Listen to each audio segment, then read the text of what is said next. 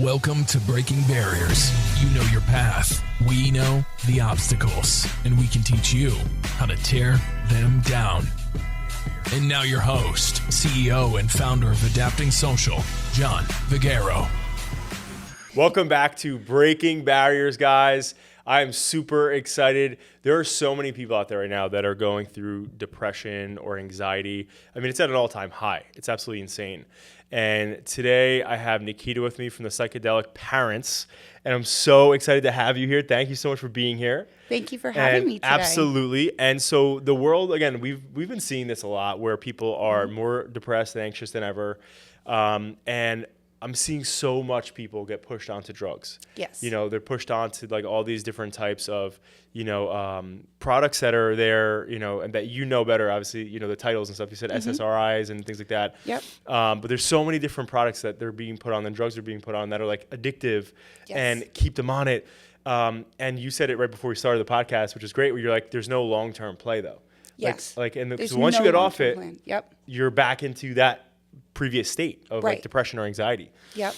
So before we jump too deep into it, tell us, how did you get involved in this, in the Psychedelic Parents? So for me, I've always been involved with plant medicine. I love plant medicine. I worked in the cannabis industry for about 5 years before I got involved with the Psychedelic Parents. And then I went and I studied in Peru with the shaman for 3 months. Oh, wow. And I did ayahuasca and learned how to properly help people go through with ayahuasca and all of that fun stuff with that. And then I became pregnant. And when I became pregnant, obviously all of that stopped. Right. The pandemic, I became pregnant in the height of the pandemic. Oh, my goodness. So yeah, that was very fun and learning curves. Oh, my goodness. But what ended up happening was when we gave birth to a beautiful, healthy little girl. My gynecologist came into the room and he was like, "Hey, how are you feeling?" I was like, "Oh, I'm feeling great. I just gave birth. I feel amazing." Yeah. So I was like all proud of like this stoked. little, I was like, I just did this. So I was like all hyped and everything. And he looked at me and he was like, "You sound great. I'm just going to write you a prescription for Prozac. I'm doing it for all my ladies on this floor. And if you need to take it, start taking it. I'm also giving you a prescription of Xanax. Here's 60 pills. Wow. Let me know what you need when when you leave." Right. And then I went home with all these medications, and I didn't understand why I had all these medications. I felt fine. Yeah. I was excited to be like a mom. Postpartum, I guess. So then I started taking it, but I wasn't showing postpartum symptoms. So then I just felt like, wow, he was such a great doctor, and he told me exactly what to do. I was high risk. I have heart issues. So it was a high risk pregnancy. So I trusted him with everything. Right. Went home, started taking it, and then within 3 months, I just didn't feel like myself. My sex drive went down, which affected my relationship with my husband. A lot of people on Prozac, they start to lose their sex drive. Yeah. And then that caused other problems. Right. So really, I found out about ketamine-assisted therapy. Ketamine-assisted therapy is legal in Bergen County. It's legal in New Jersey. But it's legal in different states also. Psilocybin is legal in different states like Colorado. Right. So what I did was I did a self-journey for myself. And I went and I got a psychedelic coach. I was already in therapy, but therapy is really focusing on the past. And it's not focusing on, okay, now I have goals and this is what I want to do now. It's just you're sitting in the past. Right. And then with working with a psychedelic coach, they basically got me back to myself, and I was able to start doing more things and living my life, and I was off the Prozac. And then all of a sudden I was at the park one day and my daughter was playing with someone else, and the mom dropped her bag and she looked at me and a bottle of Xanax came out. Oh my goodness. Yep. And we both made that eye contact, and I just looked at her and I said, I remember that. And she said, "I don't know how to get off these, excuse my language, fucking pills. I can't get off them." This is an explicit podcast. Okay, you can curse. perfect. You can curse. Wow. So that's when it really kind of hit me at the park, and I watched her walk away, and she looked really embarrassed, and I felt really bad for her. And at that moment, I knew that it wasn't just me who went through this. It was a lot of other women. It was a lot of other parents, or parents who fathers also who are going through it too. Right. So it's not just, that's why we call it the psychedelic parents. It's not just mommies going through it. It's also the dads going through it. And, you know, as the communities are changing, you have 2 moms, you have 2 dads. So it's bringing in a life is really, really challenging. Totally. I have 3 under 3.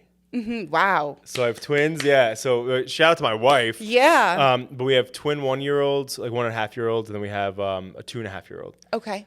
So it's been fun. Yeah. I love it. I love it. Wouldn't change a thing. But, you know, it's very stressful. Yeah. You know, there are a lot of stresses. Like right now, my daughter, one of the twins, she is like sleep regressing. Yes. And she's starting to grow like the, whatchamacallit, she's like obsessed with my wife right now. So like Okay. at nighttime she'll wake up and she wants my wife. Yep. Which can be hurtful for the dad too sometimes. Of course. Well, I'm sitting there Yes. last night, like, you know, because we're also like our kids don't sleep in our bed. Yep, Like there's a lot same of here. parents that like, oh, they're crying, I'm gonna bring them in. Nope. My wife is really strong like that, so she's like, no, she's got to get over it. Like she's got to like whatever. We're going there. We'll calm her down, but like whatever. But like hearing her scream and cry and like things like that. heart-wrenching. Like, it's so like, oh my god. Like last night I was like so like anxious, pretty much. Yep. Like I'm like, oh my god, I just want to go hold her, but like we have to. She's got to get sleep trained again. You know, she's regressing. Yep. But so so it's so cool, and you know, there's a story of a mentor of mine, and you know, super successful business owner.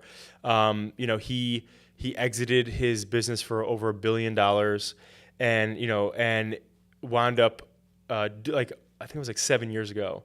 He had like a huge like panic attack. Okay. And Those are horrible. I know, and he Yeah. went to like a therapist that he found. Yep. And the therapist put him on a benzo product. Yep. And so the dude was like 80 years old. You know, the guy This poor trusted guy. him, was like, you Yeah. know, no, I'm sorry. The my mentor is not 80. Oh. He's like, it was in his like early or, you know, like late 30s, down early or Okay. mid 40s. But the therapist was 80. And so this guy trusted him. He's like, he's been in the game for a long time. So the product that he had him on was, you were not supposed to be on more than 2 weeks because it's highly addictive. Oh, wow. He was on it for 7 years. Wow. So right now it's like this crazy like thing where he's trying to get off of it. Yeah. But it's like it's like really addictive, like Yeah. super, and his body like Yep. is like going like freaking out when he tries to get off it. So I love that you're like in the world trying to help parents and get ahead of the game. Yep. Because like this is the problem is like people go to a doctor and what do? They throw you right on stuff. Right. You know. And that's not the then- answer. Right. And then you're on it for so long. There's no exit plan. You don't know how to get off it. And then you get sick. So if you just randomly start it, you're going through withdrawal symptoms, which Right. is horrible. So what's great with what I do is people who are looking to start microdosing or looking into psychedelics, they hear about macro experiences. And they're Right. like, oh, wow, great. Right. I'm going to blast off and see a dragon and fly. Yeah. Yeah, you're not going to do that. Like, if you want to do that, I could set you up at a great retreat with great Right. resources. Different situation. Right. But if you want to start microdosing, you're starting to see all your micro movements and all like the micro changes that you start making Right. in your life. Right.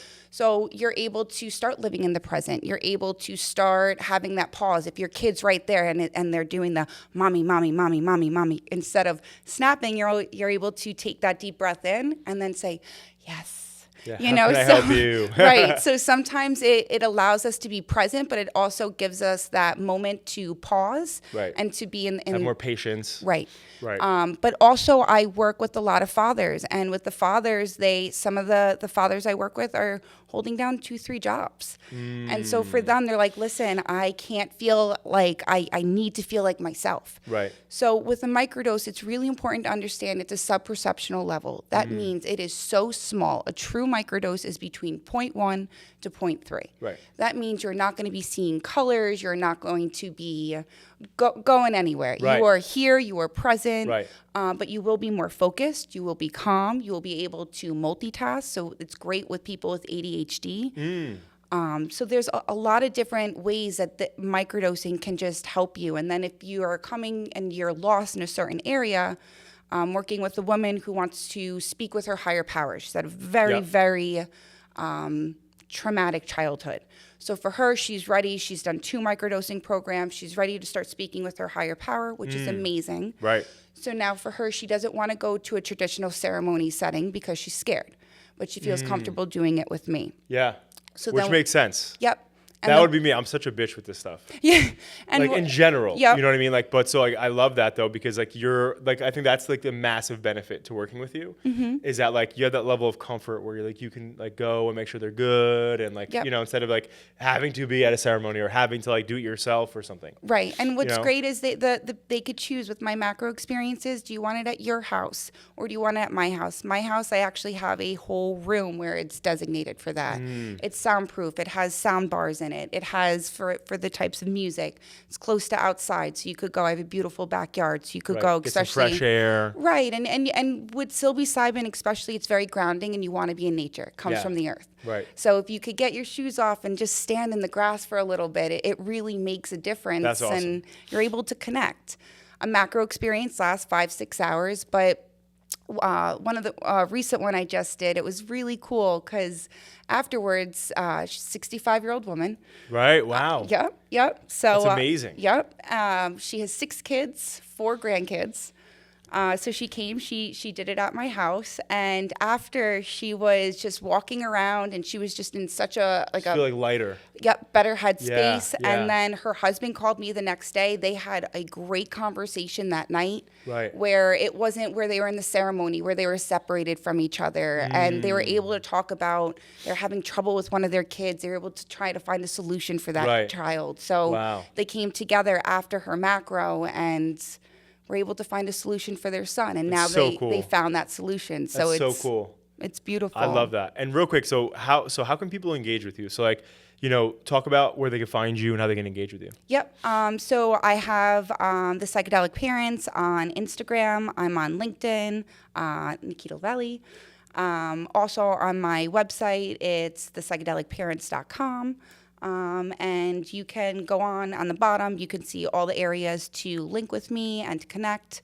But if you want, or if you're just curious and you want to hop on a discovery call, my discovery calls are free. Hop on, let's have a discussion with it and talk about how psychedelics might be the right fit for you.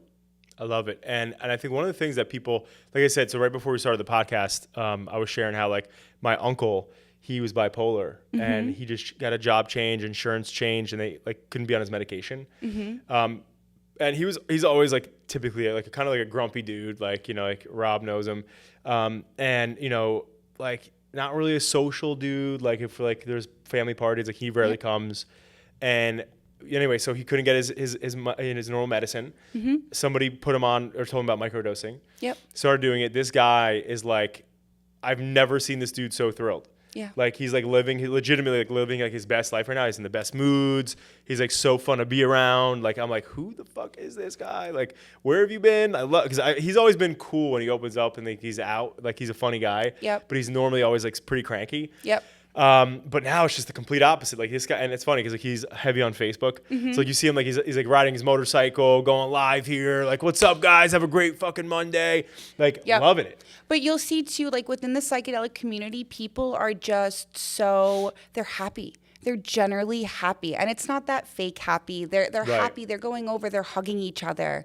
They see someone they haven't seen in 2-3 years. They're like, "Oh my God, man, what's up?" Like, how And, you doing? Right, and they sit and they connect, and Right. that's what's great with psychedelics is it's really bringing a community together. I love it. And you know what? The one thing though that I think is really interesting is like if this was like a conversation like 10 plus years ago, people would be like, oh, like they're stoners. Oh, yeah. Well, Right. I got into the cannabis industry. Right. And when I first got in the cannabis industry, oh, my God, my poor parents were like, oh, Nikita's really lost it now. She's becoming a stoner. And then it was when they saw Cheech and Chong. Right, and they saw it made money, and we were able to flip it and then put it Right. into here. Right. Then things start to change. That's amazing. That's amazing. So sometimes it's good to be a little bit of ahead of the curve. Yeah. Because when you're ahead of the curve and the curve actually opens up, you're right where you need to be. So as we get close to the end here, I would love for you to share what is one stereotype about microdosing that most people like think, or maybe they don't know that they should know, that might give them a different perspective. So with microdosing, it actually expands the neural pathways in our brain. So when you're actually wanting to make a change, such as quitting smoking or vaping, by you constantly microdosing, you are opening those neural pathways. And with those neural pathways opened and you constantly talking with a coach, you're able to make that change. Love that. So that's pretty cool. So you're extending your consciousness. Yes. Interesting. And then when you start doing new habits and different techniques, then you're able to instill that into your life. I love that. I've helped many people quit smoking. So it's just... Which is fucking highly addicting. Yeah. Yep. My mom was a smoker for a very long time. I had one guy 3 packs a day, and he's 7 months sober now. Wow. Yep. Damn. Yep. 3 packs a day to nothing. Yep. Took him 3 weeks to quit. Better call Nikita.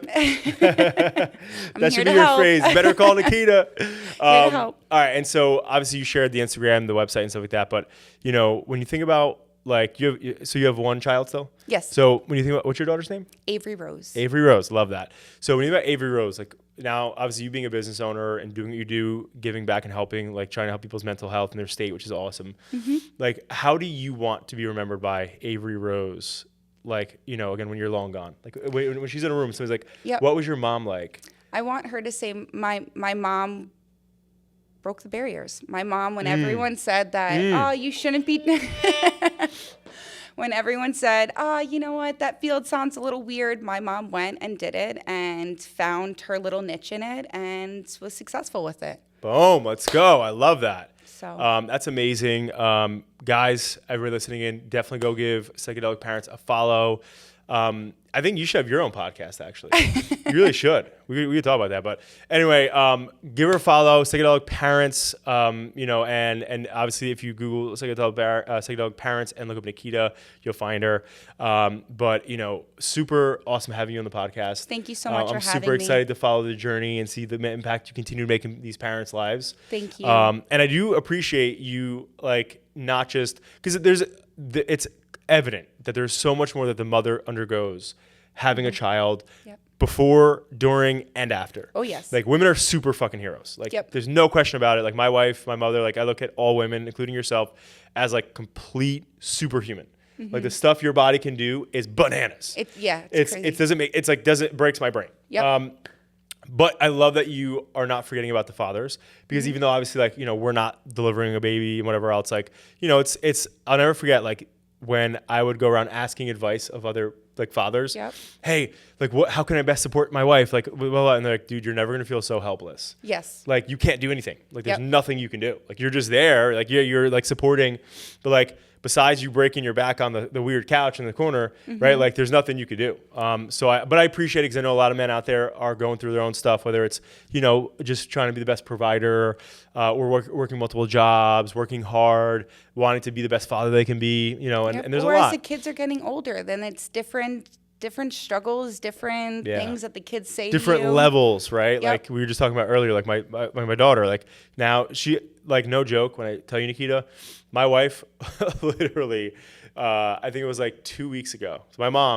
So I retired my mom once we had my first son. Okay. To like just like be able to help and not have to work anymore, worry about money. Smart. And so then we had the twins, like, hey, Mom, we really need you now. You're really working now. Yeah. Hey, Mom, boom, you're back in the job. Yep. No, but she loves it. I'm the oldest of 5, so she like loves kids. And anyway, but she goes away she's been away for 3 weeks. Okay. She gets back tomorrow. Thank God. Oh yeah. Yep. And so, my wife was on the phone with her sister the day my mom left, and she was like, I don't understand how Vienna is such a freaking perfect little princess.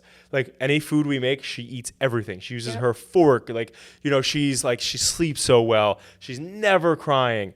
And my mom went away, right? And like, literally, as it always happens, she started sleep regressing. Oh yeah, mayhem. And we call it. And now she's a separation anxiety from Jacqueline. Where if Jacqueline's like changing my one of my sons, she'll be on the floor next to her, just screaming, like going crazy. Like last night, she was screaming for like 3 hours. Yeah. And it was like, yo. Yeah. Like, what the And then heck? how was your reaction after? You're probably like this outside I'm just of like, the room. I'm in bed, and I'm like a very hands-on father. Like, I'm like the dude that's super immersed. High five on that. Thank you. I'm like super immersed. Like, my dad wasn't like that, and I made an admission, like, I'm gonna be like that. I'm gonna be there for everything. Like, like no matter what the fuck's going on in the world, I'm dad that, like, I'm there, like, setting up breakfast, doing breakfast with the kids. Awesome. I want to be at the table with them before I leave to go to work, and then I'm also I love bath time. So, like, I'm getting everybody set up for bed and stuff. Yep, my husband loves that. Yeah, it's just different talks. It's 100%. It's different connections. 100%. Like, when you look back, like, this is the thing that, like, I said to my wife, like, and she said this to me with Johnny. So when Johnny, before we had the twins and she was pregnant, I remember Johnny was sleep progressing, and it was like every night. And that's where Vienna is right now for the past 3 weeks. It's like every night, screaming all night. And you know, these moments, as much as we're all working, right? And how's your daughter? She's 4. She'll be 5 in August. Right. So even, again, different levels. But it's like these moments when they're this little still, like it feels like a job, right? Because we're just doing so much. There's so much output.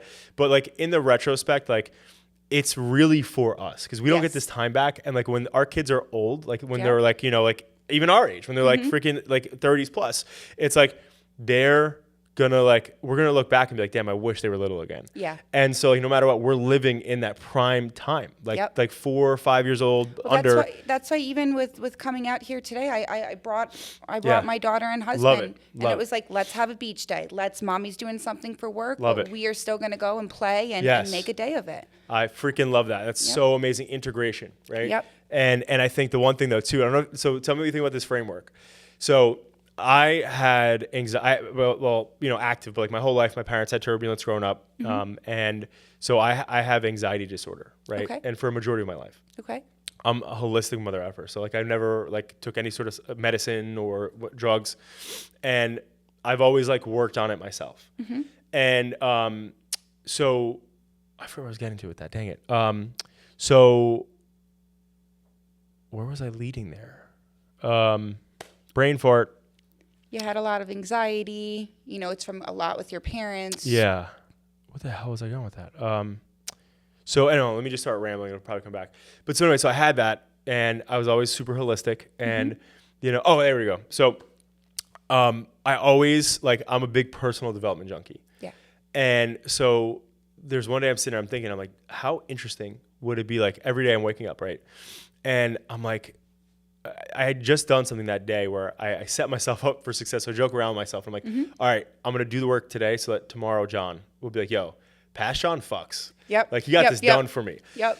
And I started to think about it. I'm like, damn, I'm like, you know, imagine, like, what would the 80-year-old John be thinking about, like what I'm doing right now? Like being on this podcast with you, or like waking up next to my wife and being able to be like, wow, like look how young my wife is today. Yeah. Like, I get to redo this. Like, look at my kids. I'm here with my kids. Like 80-year-old John is reflecting. Yep. And so I use that framework every single day so like last night, that was the moral, was that Vienna scream and whatever. I'm sitting there and I'm like looking back. I'm like, all right, like the 80-year-old John is like, Vienna's okay. Like, this is okay. Like, you know, like support your wife, right? Because Jack's all stressed out and like whatever. And I'm obviously feeling stressed out, but like, I get to do this right now, right? So like it's tough, it's whatever else, but like you get to do this with your kids, you get to be there. And you know, my son Vincenzo, he has a heart condition. So he has, you ever hear of SVT? So he has SVT and WPW. Okay. So, you know, when he was little and we found out, we had to rush him to the hospital a couple times, like that was scary as shit. Yeah. But I remember, you know, hospital visit after hospital visit, whatever else. It's like, you know, like, again, you as a parent, we get to do these things. Right. And those are scary effing moments. Right. But being a parent in general is scary. Yeah. You know what I mean? Right. There's nothing more exhilarating and fulfilling and happy and whatever else. So I love. And just how you touched on that too, it's scary, right? And like what ends up happening too is when parents are going through these traumatic experiences with their kids, they'll take a Xanax or something and then that numbs them out. Totally. But if they actually go and they take like a 0.1 of a microdose, they're focusing on what's going on for their child's needs. They're paying attention. They're being obscenely present. Right. So it's just sometimes that might feel like, okay, this is the right pill to take. But in reality, it's if you just take a teeny bit of a mushroom, you're going to be able to remember every single thing that doctor said. And you're good. And you know what the thing though too that's so interesting is like, that was always my fear. So like part of my anxious mind and why I never like took any like actual drugs was I was so terrified of the reliance on it.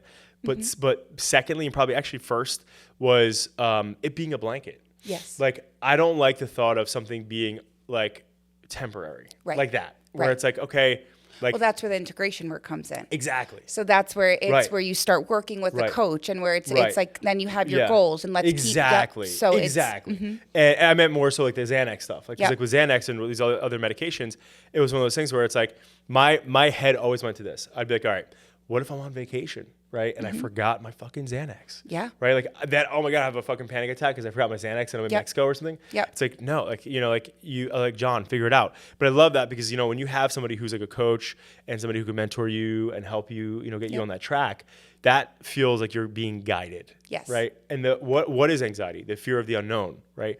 Dwelling too much in the past, is depression, right? It's like whatever else.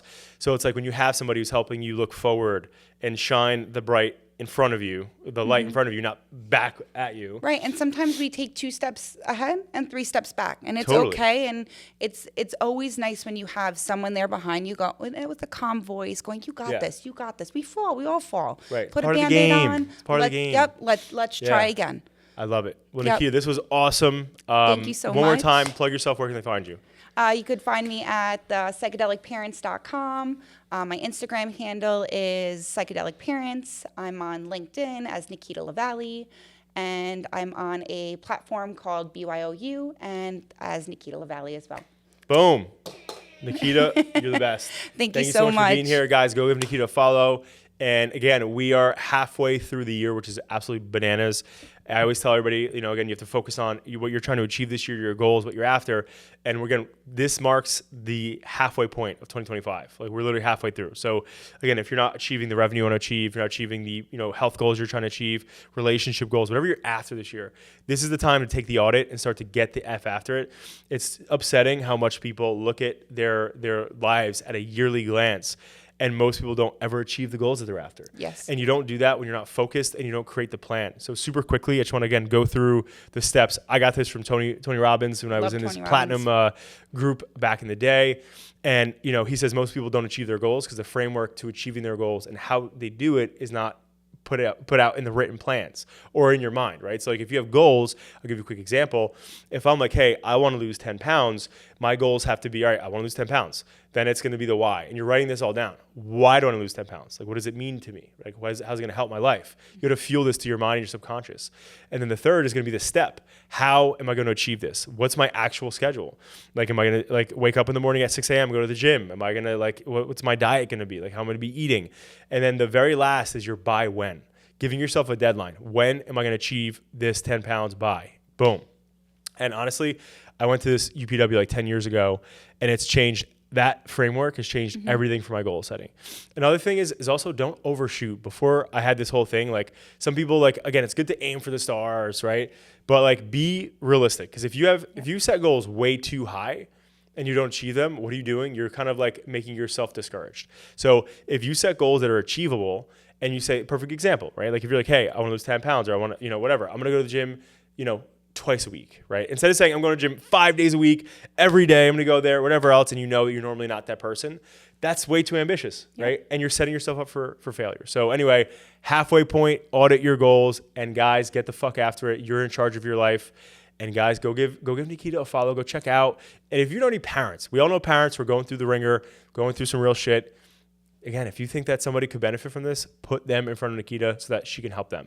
That's what it is. It's about finding people in the world who can help you and help you through the jungle. I always use the example, Nikita, that like life is like a jungle and you can either go through it yourself and you figure out like, you know, you're going to get bit. You're going to get this. You almost might have a near-death experience. Right. Or you could find somebody at the front of the jungle that's been through it and can show you the way. Right? I'd rather do that way. Exactly. So, guys, get after it. I hope you make the back half of this year the best part. So take care.